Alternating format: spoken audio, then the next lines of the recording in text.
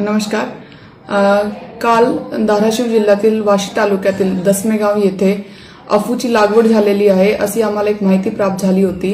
त्या माहितीची शहानिशा करून त्याच्यावरती कायदेशीर कारवाई करण्यासाठी स्थानिक गुन्हे शाखेचे पीआय विनोद इजपवार यांना मी सूचित केला होता आणि त्याची शहानिशा करून त्यांनी असं मिळाला की तिथे अफूची लागवड झालेली आहे. त्यावरती एनडीपीएस कायद्याप्रमाणे कारवाई करण्यात आली. त्या कारवाईमध्ये 400 किलो अफूचे बोंड आणि फूल असे आम्हाला मिळाले, ज्याची बाजारची किंमत कमीत कमी 72 लाख अशी आहे.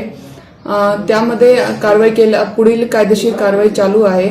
याद्वारे मी धाराशिव जिल्ह्यातील नागरिक यांना असं आवाहन करते की आपल्याकडे आसपास कुणीही लपून छपून जर गांजेची अफूची लागवड करत असतील तर त्याची सूचना पोलीस प्रशासन यांना द्यावे. आम्ही त्यावरती नक्कीच कारवाई करू आणि आपली जी माहिती आहे ते आपली ओळख आहे ते गोपनीय ठेवण्यात येणार.